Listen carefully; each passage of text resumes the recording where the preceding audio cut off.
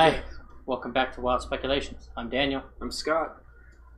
This week, talk about episode 24, Hour of Honor. We're going to start tonight talking about Yasha, I think. I don't know, is there anything we can say that we got, that we called? No. I don't think there was. No. Lots of reveals, though. Yeah. And lots of room to going forward. Yeah. Ashley wasn't there. Right. So she had to be piloted by Matt. And they gave her babysitting duty. Which... Now, I wonder if Matt knew it was a possibility that they would leave her with Kiri while they went around and did stuff, and talked to Ashley about any turn of phrase she would use. Because the joke, I'll hold her down, or I'll hold down the child, one of the two, I can't remember exactly what it was now. That almost sounds like an Ashley joke. Yeah, maybe. If he didn't, he will going, forward. But yeah, that I'm trying to think if there's anything else on Yasha. Although, if you ask me, Kiri may not be much longer with them. Why do you say that? I think they might end up giving her to the gnome family that they're springing from prison. And see, I thought that I figured it was more likely to go to the inventor. Okay. Either one might work. Because that family's going to be on the run. Yeah. But that family also has the kids her age. Now, while we're on Kiri and springing that family, season 2 of Luke Cage dropped this weekend. And I spent a large portion of my weekend video time on it. And one of the things that kept coming up in season 2 that I think is something that the players haven't thought about in the way that they're going to help this family. Okay. And that is this refrain that Shades and Mariah keep coming back to in their own way, which is, you're always looking over your shoulder. Or are you going to be afraid of the law or afraid of Luke or other gangsters? Right. And living your life in fear is no way to live it. Yep.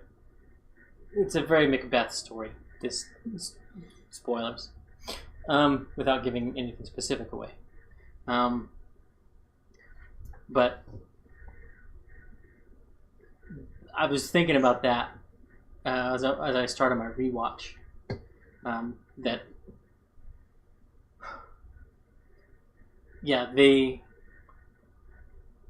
they're basically dooming that family unless they can somehow get to the Menagerie Coast or to Taldore. Yeah. And they don't have any connections to, other than their personal connections. Right. On the Menagerie Coast to make that happen. But I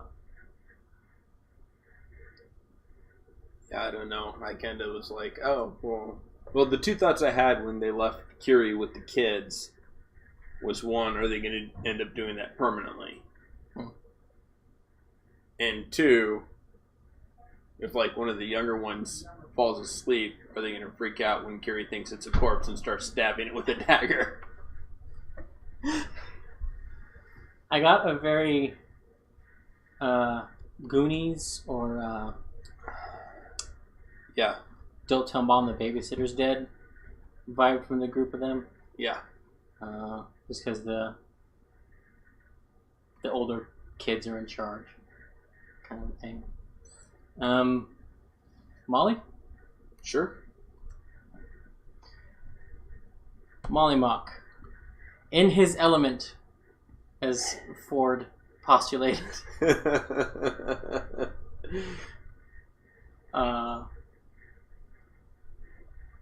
Although we didn't see a whole lot of it.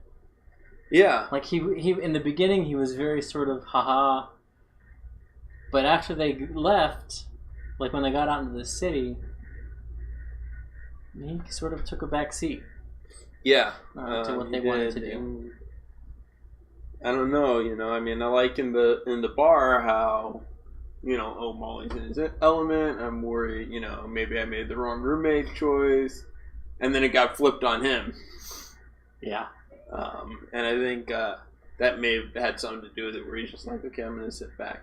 One interesting thing was Talison's use of his maledics in this episode. Yeah, well, using them, things that and Laura with their tiefling abilities.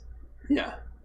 Well, I'm talking about his maledics, the things he gets for Blood Hunter, The mechanically, I'm giving you disadvantage on attacks, but it is talking about them going blind as the roleplay scenario. Yeah. And then the Rite of Purgation, taking the poison condition, giving them an extra save to pull the liquor out of someone. Yeah. I really liked both of those, just thinking outside the box. And both of those were great ways to illustrate a combat ability, not in a combat situation. Right. To transition that. I also enjoyed that portion. And well, I also liked when he's talking to Bo, and she takes it as him flirting, and he straight up says, he's like, I don't know where you fall on the spectrum, but I'm pretty sure I'm not into you.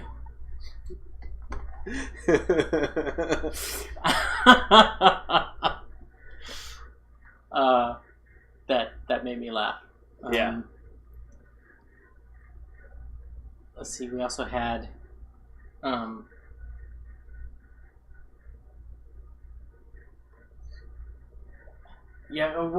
both times intimidating the young boys, he got in on it, but not as much the second time. Yeah. But when they found the kids, he stepped up, but not in a way that Jester did. Yeah. I think, Jester and Ford. Yeah. On that. And we'll get to that when we talk about them. But I think Molly is probably the one who understands what those kids are going to be living if they end up on the run. Possibly. Where Ford knows where they could end up if they end up going to the orphanage. See, I think Ford knows more what's going to happen. I mean, Molly,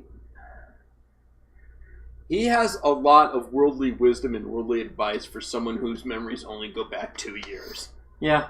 Which is why I know he was in the zone of truth, but I still say, if you go back and watch our episode on that one, he was answering things in a way that can be misconstrued. Yeah. And I still think he knows more about his past than he is telling people. Yeah, probably. And he knows too much about how the world works even traveling with the circus, but for only 2 years, to have this much insight, it just doesn't. It's not clicking. It's not believable to me. So I think he's still hiding something, and I'm interested to see what it is. So. Well, I mean, he may be playing off the notion that, because there are different kinds of amnesia, but he may be playing off the notion that he doesn't remember specifics, but he has an instinct on those things. Like, the memories are sort of there. They're there informing his decision-making process, because there's some argument to be made that the neural pathways that memories form in your brain are hardwired. Yeah. So he may not know why, or he may be misinterpreting why he's coming to that conclusion. I mean, yeah, or if he's even thought about it, because they're still playing with these characters. They're still like the characters have only been together for a month. Yeah. Well, at least as of episode 23, they were together. They had been together a month game time. Yeah. I'm trying to think if there was anything else on Molly. Taliesin. Okay, I'm definitely reading into this. Okay. But Sam was leading the questioning into the firearms. But I could almost kind of tell that Taliesin was considering it as a ranged attack option. I think Taliesin really wants to know about the firearms. Okay, it could be that too. But he doesn't want to ask because, he's trying to separate Campaign 1 and Campaign 2. And it doesn't help that Marisha keeps calling him person. No. Ford? Sure. We mentioned him in the confrontation with the orphans. Well, orphans. The kids on their own. Yeah. But probably... This has probably been the most Ford episode we've had. Yeah. Because essentially, beginning to end, he was at the center of almost everything. Yeah. From the ribbing he got about hiring the prostitutes to watch Curie, which was great. The misconstruing of him propositioning the dwarven bartender for him and his friends, which she was into. Yeah. There a lot of the dynamic for Ford with me was the stuff with Jester as well. Yeah. Her getting very overprotective, very catty, which I find odd because they have both stated on Talks that they're flirting. Like, Ford doesn't really consider it flirting because that's just how Jester is. Jester said she doesn't consider it flirting. That's just the only way she knows how to interact. They keep stressing that they're not flirting, but they get so upset. Well, and this comes back to what we were joking about. Yeah, the predestination. Yeah, and I think their end game is to end up together. Yes. Well, and I think Laura was given permission by the fact that it was mentioned at the table that they've been together for a month now, as a group. And I think she probably thought about it and thought about how quickly some relationships progress. Yeah. And I gather her and Travis's relationship, after the initial meeting and forgetting about one another, progressed quickly. Yeah. So I think she's given herself permission now to do these more possessive things. Yeah. And I love, he was with the Ruby of the Sea, so you can't compare. Did you just say I was with your mom? Yeah, it got really creepy right after I said it. Yeah. And I love, have you ever been with anyone? Oh, yeah, of course. Insight check.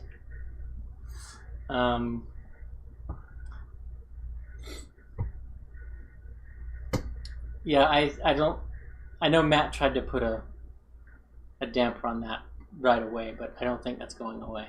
I don't think it is. I think that's, and again, I think especially with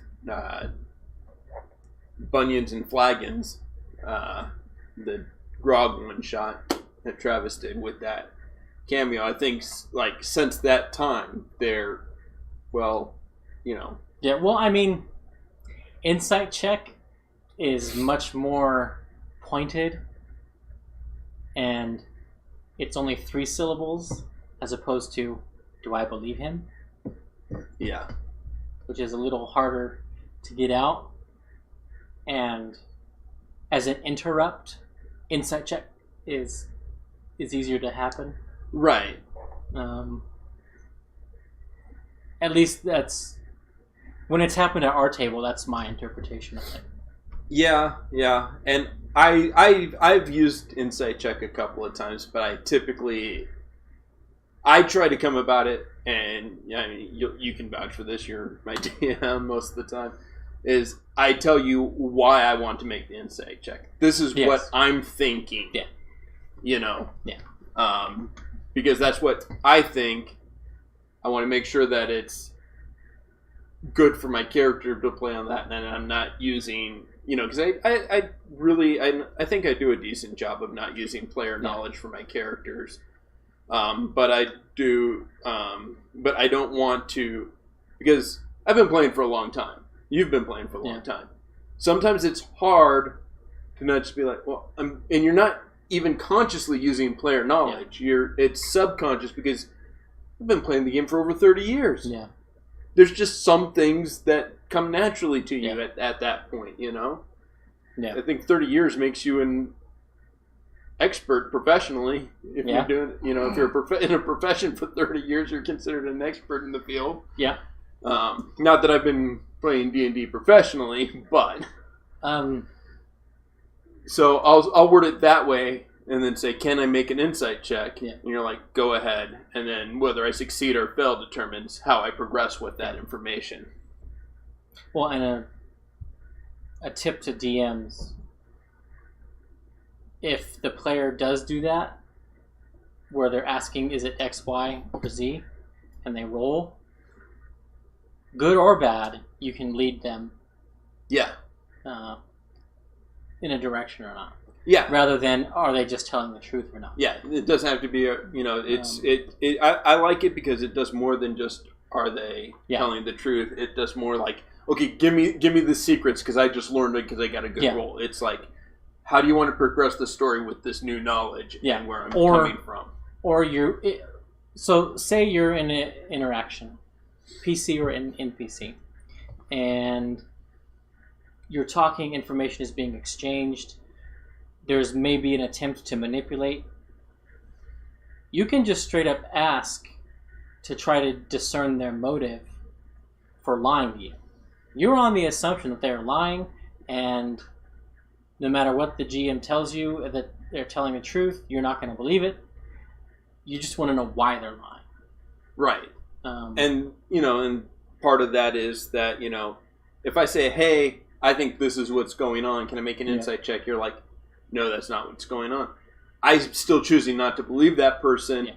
I've just ruled out that reason. Now I've got to kind of get information out of them to go on with it. Exactly. It's not, okay, I totally believe him. I know he's telling the truth. It's like, okay, that's not why he's lying to me. I've ruled that out. Yeah. So, but this has kind of gotten to be a rabbit trail. So, so getting back to Ford, we learned that he was an orphan. Yes. And we had talked about, does he know who his father is? Was that orc that they met potentially his father? That kind of thing. But it also, it's hard not to draw parallels between Ford and Angel of the X-Men. Okay. Because Angel, was mutilating himself. Yeah. Trying to hide in who the he movies. Was. Yeah. And Ford was doing the same thing, trying to fit in with the presumably human kids. Presumably other orphans. And I really, and I'm basing this, and I could be reading into it, I'm basing it off my insight check into Travis watching the show. Yeah. I think Travis knows who Ford's dad is, but I don't think Ford knows who Ford's dad is. Or I think Travis knows this is the type of person, My father was this. Well, and I'm basing that off of his reaction to the orc that they ran into that Molly bought the armor off of. I won't disagree with you, but I will add a caveat. Okay. That if that is in Travis's mind, that it is likely that it could just be the story that the orphans tell themselves. That's true. Yeah. Exactly. Annie goes into that. Yeah. And, that's the exact thing I, was wrong, but called out on Jester, because she was acting that stereotypical way.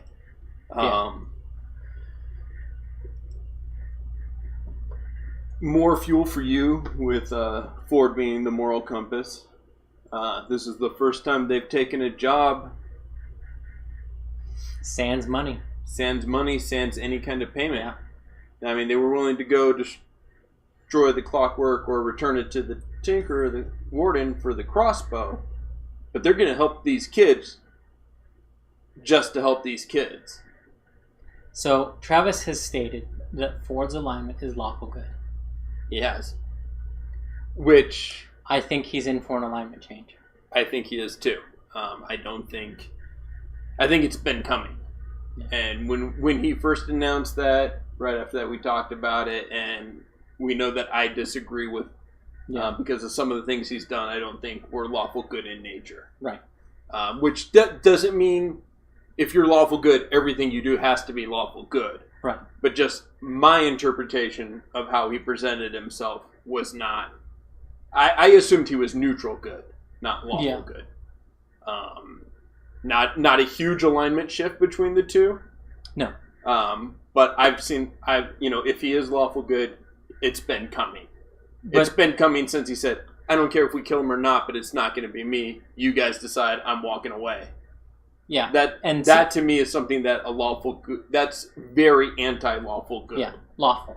Lawful at least. But. And I've been leaning more towards Matt's probably going to change his alignment to chaotic good because of things like that. Because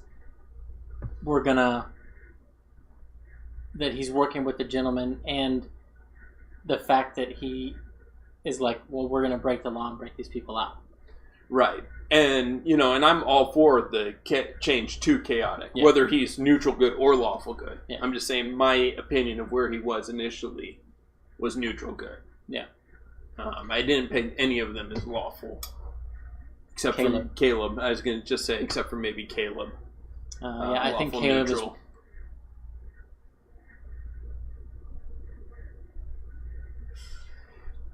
See, the neutral is kind of self-serving. Yeah. That's how I'm seeing the neutral. I was trying to formulate an argument Yeah. For good, but I think you're probably right. I think it's lawful neutral. Yeah.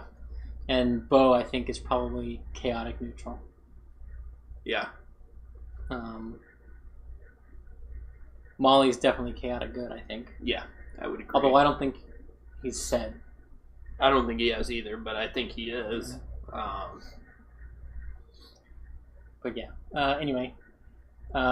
Anything else on Ford? No. The big things were the orphan throwback and the moral compass with him being like, no, he had to fight the whole group. Yeah, he did. Convince the whole group, we're doing this because this is what should be done. Yeah. To the point that even he was like, oh yeah, I forgot about the gentleman thing. Like, the whole reason we're out here, I forgot about that. Yeah. We mentioned, well, I guess if we're talking about Ford, we connected with Jester, so let's talk about her. Well, we kind of already touched, you said she's given herself permission to be that possessive, to be that girl with a crush, for lack of a better term. Yeah. I made a connection in my brain, and I don't know if Laura is a fan or not, but this isn't the first Firefly reference I've talked about on this show. But in this episode, we find out she was learning piano growing up and learning to dance. So I'm wondering if Laura has put in to her... That she was a companion in training? Essentially, yeah. Or the idea that she has about her mother is Inara. Yeah. Basically. Okay, I can see that. I'm going to throw out there that the whole piano thing, I think, was just like one of her stories. And she probably just banged on the piano.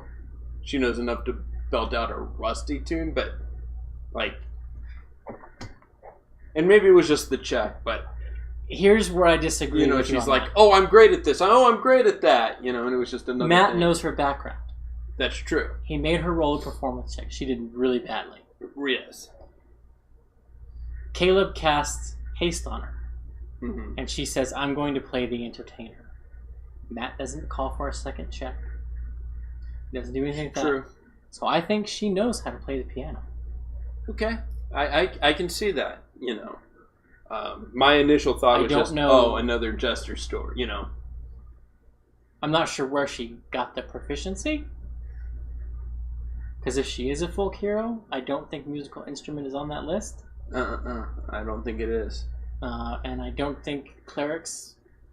I don't think even the trickster gets a musical instrument. But he has, in the past, tweaked their backgrounds. He has. Or he's let them tweak their own backgrounds. Yeah. He let Percy cross noble with scholar. Yeah. And I could see him saying, Laura saying, I don't care about land vehicles, but can I switch that tool proficiency for a musical instrument? Right. Or... See, I think she does have land vehicles. That's what she's always... I think it's the gaming set that she gets that would have been traded out for the musical instrument. Yeah. Because I believe, if I remember right, the folk hero gets a gaming set I think so. And land vehicles. Yeah. I think you're right.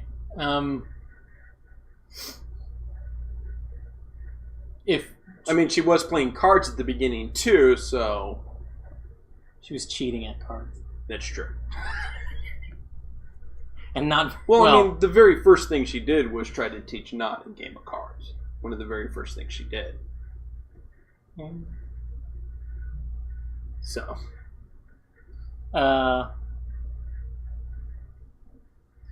But then again, maybe she's not... Doesn't have the musical instrument and just has performance. Yeah. Yeah. So... well, the other thing that we got to see is more of her lamenting not having her father. Yeah.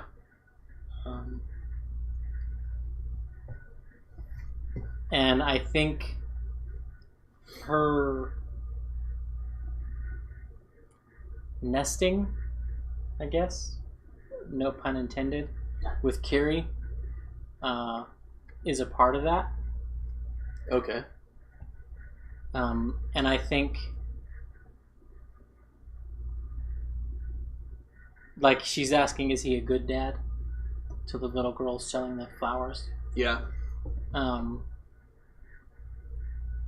I think no matter who they leave Kiri with, Jester is going to be the decider.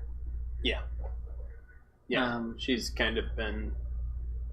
Because Ford, I think, wants to get rid of her. Bo is at the point to where... Bo wants to get rid of her. The first person who's breathing who's willing. Yeah. Caleb and Bo were against it from the start. Yeah.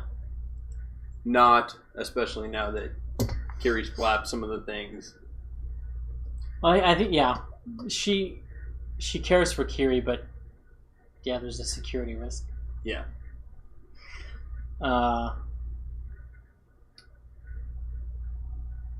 trying to think if there was anything else that I wanted to talk about. Because I'm going without notes today. Me too. And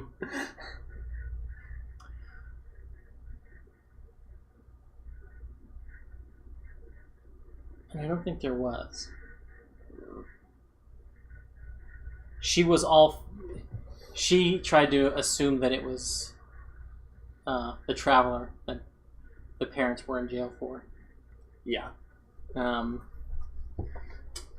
Or maybe she did that as a means to try to recruit the kids. Could. But it is the change bringer. Yes. So the second time in 3 episodes that Avandra has been mentioned. Yeah. I don't think that's a coincidence. Neither do I, especially if we're right on our whole Chained Oblivion, weakening of the Trammels. Because one of the vestiges in the Tal'Dorei book is Kiss of the Changebringer. It's a pendant. And it's one we didn't see in the last campaign. Yeah. So. Yeah. Not. The other half of that detective agency. Yes. So good. Oh, that's the thing I meant to mention on Jester. Well, perfect segue then. Yeah. From the beginning, again, Laura gets it. Yeah. Off the top. Yeah. She's been the runaway star with stuff like that this campaign. Yeah. Oh, yeah. Easily. And I have to admit that when the whole thing happened, they woke up without their coin purses. I thought it was the other drinking team. Or friends of theirs. Okay. As well. But yeah. My initial thought was the bar staff. I didn't think that. Set up rooms, have the drinking challenge.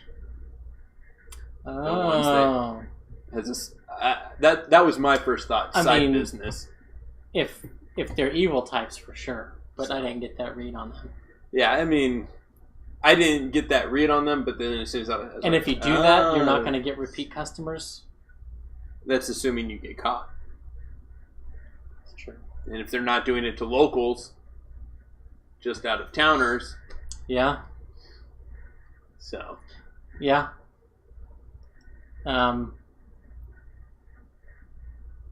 So yeah, we have not protecting Kiri and the orphans. Yeah. We have her. One of my favorite lines of Sam's was after the sparkler burned down, and Laura was like, "He's like, can I smell it?" I was like, "That's perfect, so perfect for a goblin alchemist." I mean, that's gonna be.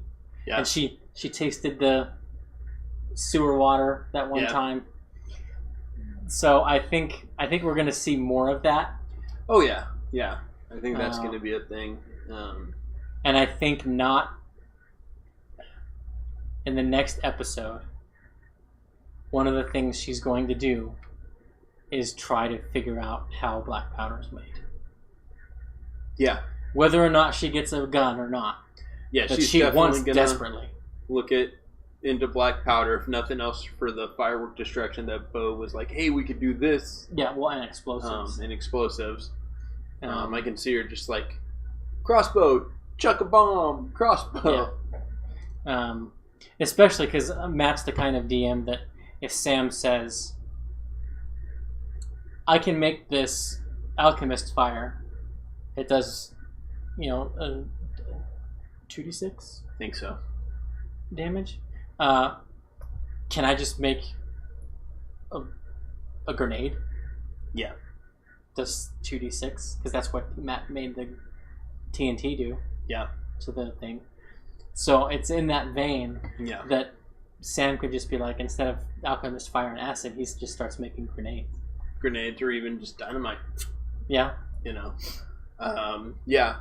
One thing, going back to what we talked about with Molly, we're using the quote-unquote combat abilities out of combat. The open table. Full bore, move dash dash. Yeah. I get there. Yeah. Just another instance of that, which I always really like when they do stuff. Yeah. Now, do you think the dice were punishing Sam for being showboaty in the competition. Because he almost went straight across. Yeah. With that. The only one he lost was when he cast Mage Hand. Yeah. To pour it from above. Which was hilarious. Yeah, which was great. Because it's like, how's a drinker gonna spice it up? Yeah. And sadly, we had... well, and I say sadly because it was sad that it came from Caleb. Basically derail the dance show idea. Yeah. That she was really getting into and trying to organize and have fun doing it. And he's like, are you going to do it in the dark? And that's all he had to say. And then she was, oh, okay. Yeah. And Not has disguised self. Yeah. So she could have just cast that, but like to me that was a moment of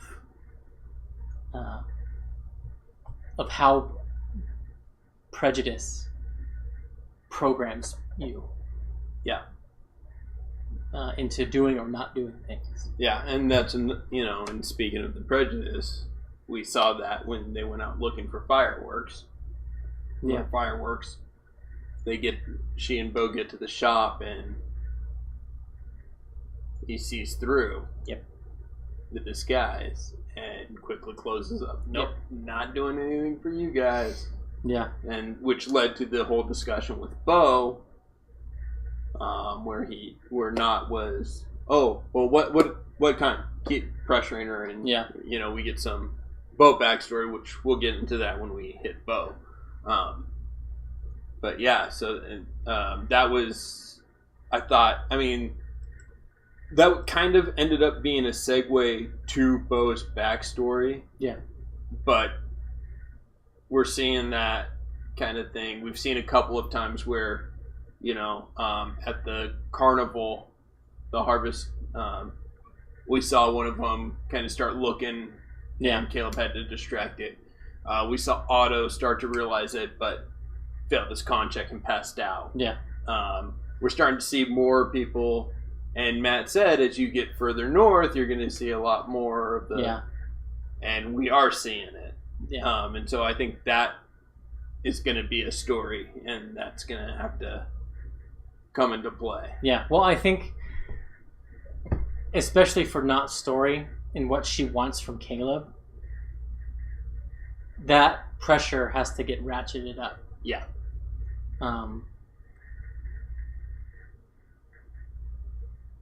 So, yeah. I don't imagine that a fight's going to break out anytime soon where somebody recognizes her and brings their friends along to jump her. I don't imagine that's going to happen anytime soon.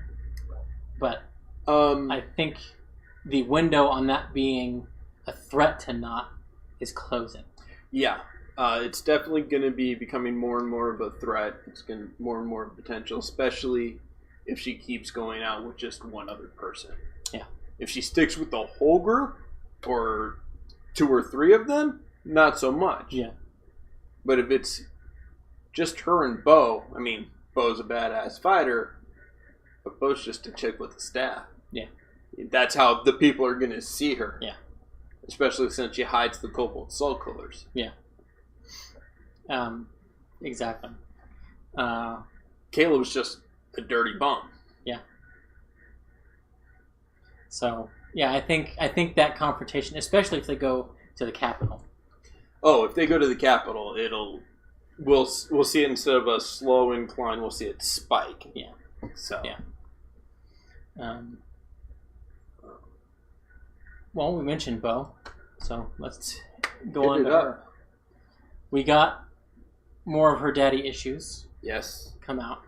We learned why she has the criminal background. Yep. We learned that she was basically coerced into the Cobalt Soul. Yeah.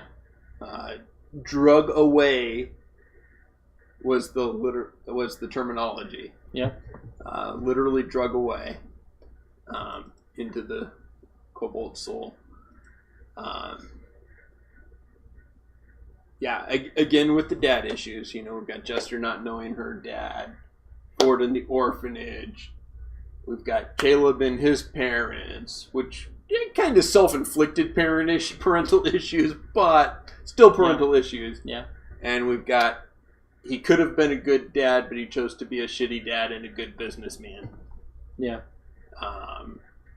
And I mean, she was siphoning the Cass and selling them. So she got her underworld connections. Which ironically makes her a shitty daughter, but a good businesswoman. Yeah. And exactly what her dad is. Yeah. And so, I'm not going to say there wasn't times in junior high where I took a pack of my dad's cigarettes and sold them at school. I can relate to Poe, is what I'm saying. Whole packs, huh? Well, yeah. I could have gotten away with... I'd take a pack and then sell them individually. You make more money that way. Yeah. Yeah. My friends did that. Yeah. Especially if we had British friends, because they could get cigarettes on base, ration card, tax-free, and then hawk them on the British market for still cheaper than the Brits are paying, but make a profit. Yeah, especially with the exchange rate being $2.10 to the pound. But anyway. Moving on. Our own. That's enough of Dan and Scott's backgrounds. But yeah, I think it's interesting that she's decided that. Well, I think not interesting is not the right word, but amusing that she's leaning into the bad cop. Yeah. She knows the group sees her that way. She is kind of that way. Yeah. So she'll be the anvil for them to hammer against.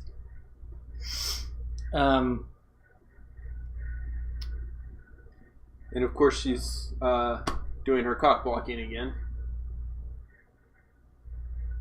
Yeah. Well, because it started out with Molly doing his thing and then her ripping into him.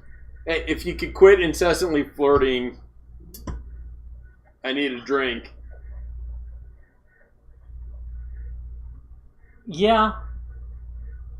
And maybe that comes from her not wanting, not knowing how to deal with that, which is why she's so awkward in trying to flirt with Yasha. Yeah, I think it is. I don't think Bo does it intentionally. I think Marisha does it intentionally. Oh, yeah. Yeah. You know what I mean? Yeah. Marisha's this is something Bo would have no clue about and unintentionally do, so I'm definitely going to push that. Well, Liam made the offhanded comment the last time Bo was trying to flirt with Yashi. He's like, how do you eat gravel so hard? Yeah. But I think that's why she jumps in to go. I mean, she and Ford have a connection. He's been helping her with her personality skills. But I think that's part of why she's like, yeah, I'll go with Ford.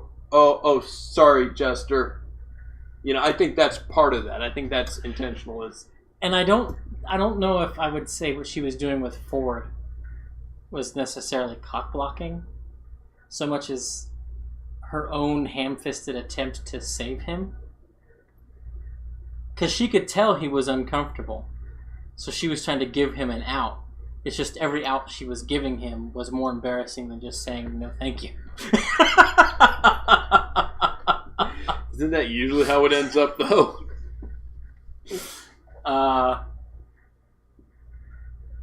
Yeah. I don't know. She's buying things for Jester, too. Which I thought was interesting. And she gave us some massive foresight in. She bought all those fireworks. They set 3 of them off. Yeah. That night, and she's like, and once she made the comment, I think it's when she decided these aren't getting used.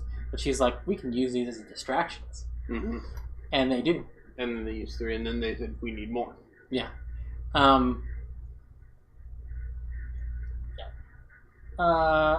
Caleb? Should we talk about Caleb? Sure. Okay. Caleb.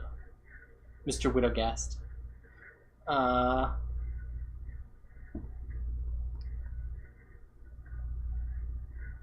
We got a little more into his love. Well, somebody else heard the name. Yeah. Because Jester hadn't heard it before. And Jester keeps him from passing out in the street. Mm-hmm.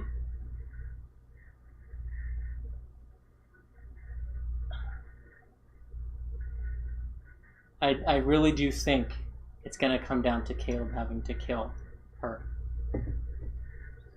I can see that. Or spare her. Either side of that coin, but she is going to be his antagonist. Yeah. And I could very well see it ending sort of like Percy and Ripley. Yeah. Where Percy wanted to kill her forever, and when he finally had her in his sights, he let her go.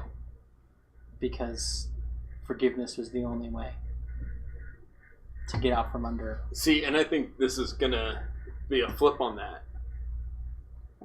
I'm thinking at this point that he loves her, he's got such a desire to save her, but when it comes down to it, he's going to realize he's got to take her out. Yeah. I can see that.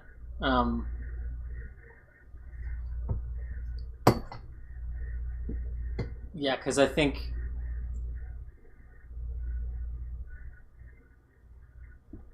if she's still with the Empire, then she has internalized those false memories. Mm-hmm. And she views Caleb as weak. As a traitor. And a traitor. And which means he deserves that same fate. Yeah. And if she is still with the Empire, then she's still firmly in Trent's grasp. Yeah. Whereas Caleb sees them all as victims and wants to save her from that hell. So, yeah, that's going to be interesting. We didn't get any more of him playing with the Sorcerer's Stone. No. Or Philosopher's Stone. Depending on if you're in England or America, I guess.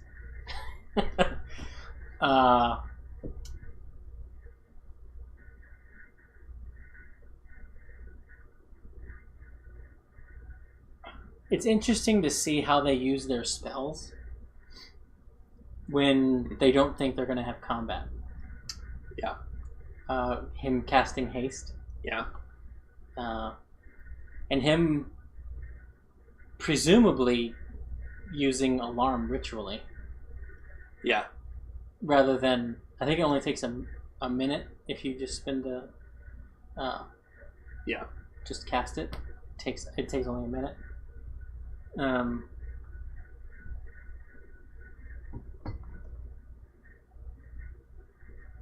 Do you think, because he found the bookstore, do you think he's going to try and get any more inks so that he can transcribe invisibility? Oh, yeah. Do you think that happens before they get to Shady Creek? What's the name? Or does that not happen until they get back to Puma? He's going to either have to borrow some money or get some. I don't think he's got enough. Because when they had their purses stolen, he said, "My 5 gold is gone." That's true.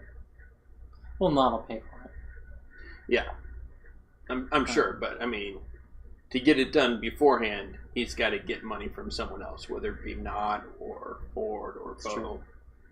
It's true. Well, that's it. Oh, anyway.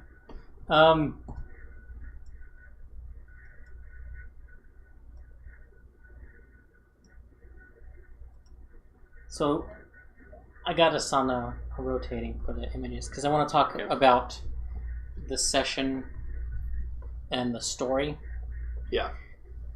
Because this was also one of the episodes that was there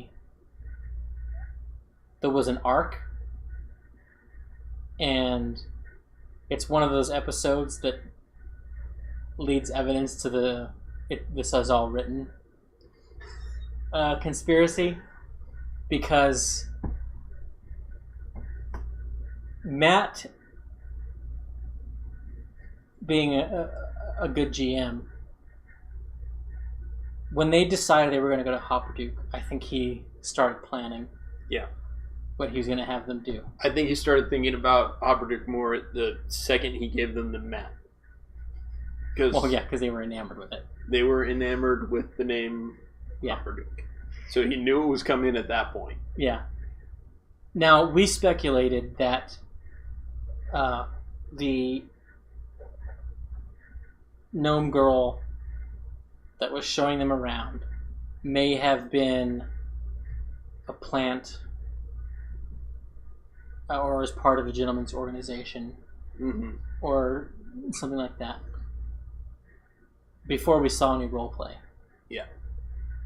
After the roleplay in this episode, I think Matt put her there as a potential way to get to the point of them being in Hopperduke. What the encounter he has for Hopperduke. Okay. Which is, I think, a shield guardian. Okay. It's an automaton. It's CR7, I think. Okay.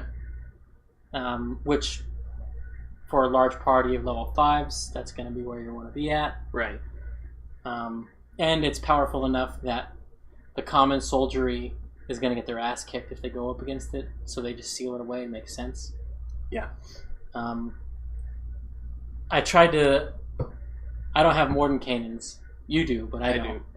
But I was trying to think of the brief flip through that I looked in through there. I could only think of one construct that's in there. There's a few. Okay. Most of them are not humanoid looking, but there are a few. But the one that I can think of, I was like, yeah, it's not going to be that. Yeah. Because it's a CR24 or something. Yeah, no, that thing...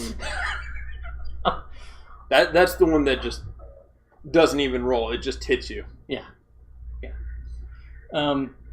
So yeah, I think it's going to be a Shield Guardian. Okay. Or at least based on the Shield Guardian. Okay. Because I think Matt may tweak some of the abilities. I think so. So that's my speculation for the next episode. Okay. Is that it'll be the Shield Guardian chassis with maybe some differences. Like instead of the reaction protection, it will probably have a reaction attack. Yeah. To balance out that the action economy. Yeah.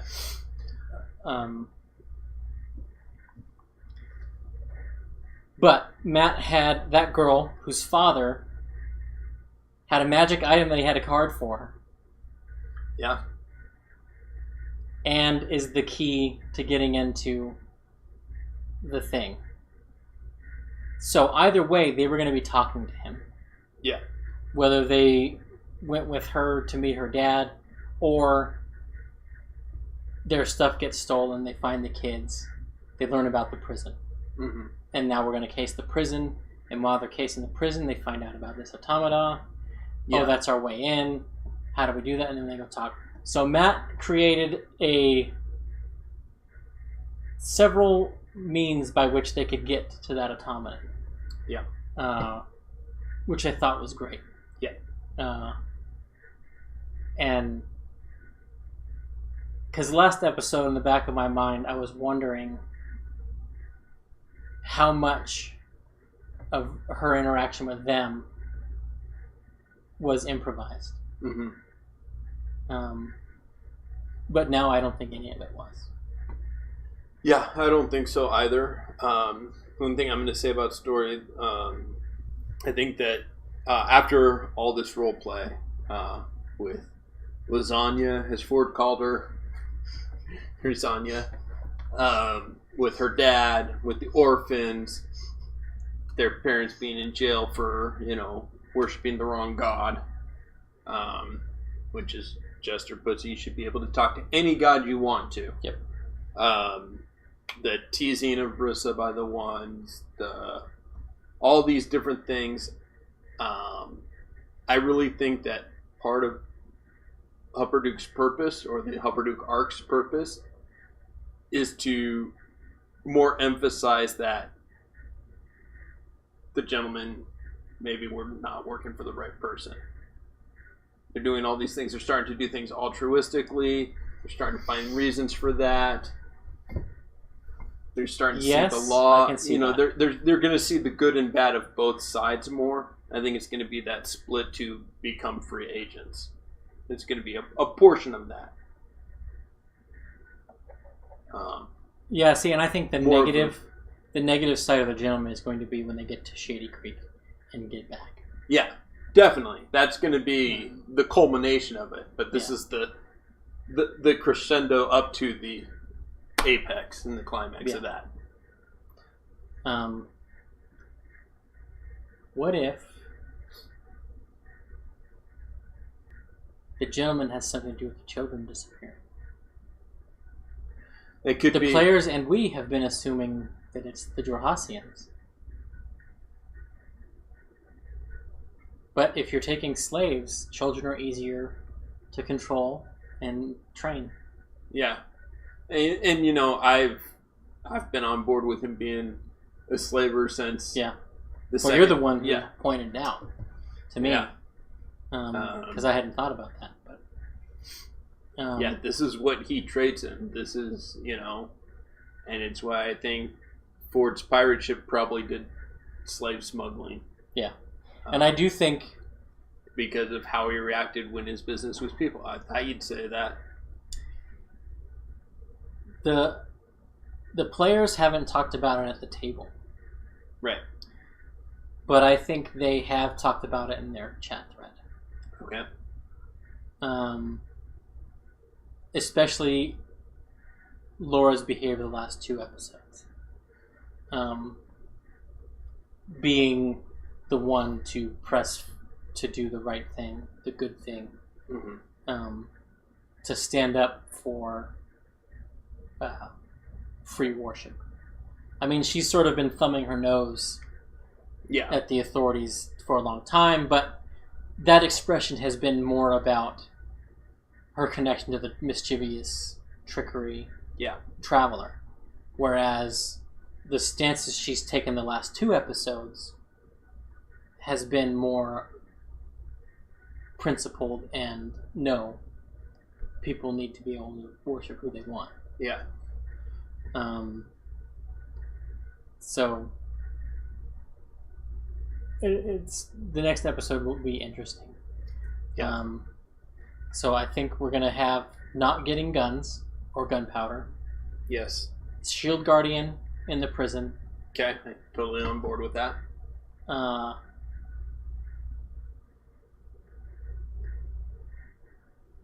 I think they'll get the parents out, but I don't think that's going to end happily.